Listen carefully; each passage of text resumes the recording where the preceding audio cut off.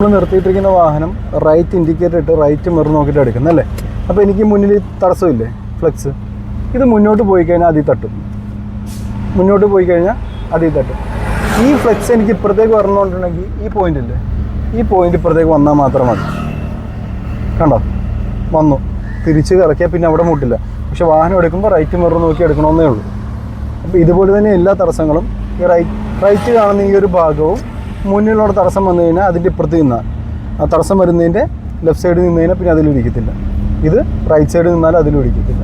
ഈ ഒരു പോയിൻ്റ് വളരെ സിമ്പിളാണ് ഡ്രൈവ് ചെയ്യാൻ, ഡ്രൈവിങ് പഠിക്കാൻ എളുപ്പമാണ്. നിങ്ങൾ പേടി കൊണ്ട് മാത്രം നിങ്ങൾക്ക് മുന്നോട്ട് ഡ്രൈവ് ചെയ്യാൻ പറ്റാത്തതാണ്. ആ പേടിയാണ് നിങ്ങളെ പിന്നോട്ട് വലിച്ചുകൊണ്ടിരിക്കുന്നത്. ചെയ്യാൻ പറ്റുന്ന കാര്യമായിരിക്കും, അല്ലെങ്കിൽ ചെയ്യണ്ടെന്ന് പറഞ്ഞ് ചെയ്യാൻ പറ്റാണ്ടാവും. അല്ലെങ്കിൽ ഒന്ന് ട്രൈ ചെയ്ത് നോക്കാമെന്ന് പറഞ്ഞ് ജസ്റ്റ് ക്ലച്ചിൽ മാത്രം ഒന്ന് മൂവ് വെച്ചെടുത്ത് നോക്കുവാണെങ്കിൽ മുട്ടത്തില്ലാന്ന് ഉറപ്പ് വന്നാൽ നിങ്ങൾക്ക് തന്നെ സ്വയമേ ഒരു കോൺഫിഡൻസ് വരും.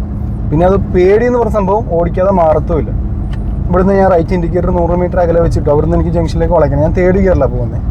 അങ്ങനെയാണെങ്കിൽ ഓടി വരുന്ന വാഹനത്തിന് ആദ്യം ബ്രേക്ക് പതുക്കെ ചവിട്ടുക, വേഗത കുറഞ്ഞതിന് ശേഷം ക്ലച്ച് മുഴുവൻ ചവിട്ടി സെക്കൻഡ് ആക്കുക, എന്നിട്ട് വീണ്ടും ഹാഫ് ക്ലച്ചിൽ നിർത്തി പതുക്കെ വളച്ചാൽ മതി. പതുക്കെ വളഞ്ഞു തിരിച്ച് അതേപോലെ കറക്കുക. ഹമ്പ് വരുമ്പോഴും ലൈറ്റായിട്ട് ബ്രേക്ക് മാത്രം. ഹാഫ് ക്ലച്ച് ആയതുകൊണ്ട് വണ്ടി എഞ്ചിൻ അടിച്ച് ഓഫാവുന്നുള്ള പേടി വേണ്ട.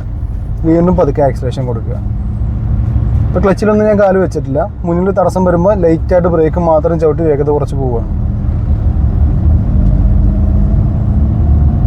ഇപ്പോൾ തേർഡ് ഗിയർ ഇടാൻ വേണ്ടി ക്ലച്ച് മാത്രം ചവിട്ടി തട്ടിങ്ങോട്ട് തേർഡ്. ഇത്രയും സിമ്പിളാണ്. തടസ്സം വരുന്നത് ഈ രണ്ട് ഭാഗവും മാറ്റിയെടുത്ത് ബാക്കിയുള്ള കാര്യങ്ങളൊക്കെ വേഗത കുറച്ച് മനസ്സിലാക്കി എടുക്കുവാണെങ്കിൽ ഓക്കെയാണ്. ഇതേ പുള്ളിക്കാരനെ ഇപ്പുറത്ത് നിർത്തിയെടുത്തത്. വേറെ ടെൻഷൻ അടിക്കേണ്ട കാര്യമൊന്നുമില്ല. ഇപ്പോൾ ഡ്രൈവിങ് വളരെ സിമ്പിളാണ് മനസ്സിലാക്കി കഴിഞ്ഞാൽ. പേടിയുണ്ടെങ്കിൽ അത് പഠിക്കാനായിട്ട് കുറച്ചധികം ടൈം എടുക്കുമെന്ന് മാത്രമേ ഉള്ളൂ. അതുകൊണ്ട് ചിലവർ ഡിഫറെൻറ്റ് ടൈപ്പിൽ പഠിക്കാൻ വന്നിട്ട് ഒരാൾ പെട്ടെന്ന് പഠിക്കുകയും ഒരാൾ ഇച്ചിരി പഠിക്കാൻ ലേറ്റ് ആവുകയും ചെയ്യുന്നത് അതുകൊണ്ടാണ്. ഒരാൾക്ക് പേടിയുണ്ട്, ഒരാൾക്ക് പേടി കുറവാണ്. കാര്യങ്ങളെല്ലാം പെട്ടെന്ന് ഒബ്സർവേഷൻ ചെയ്യാനുള്ള കഴിവ് ഒരാൾക്കുണ്ടാവും. മനസ്സിലായടാ?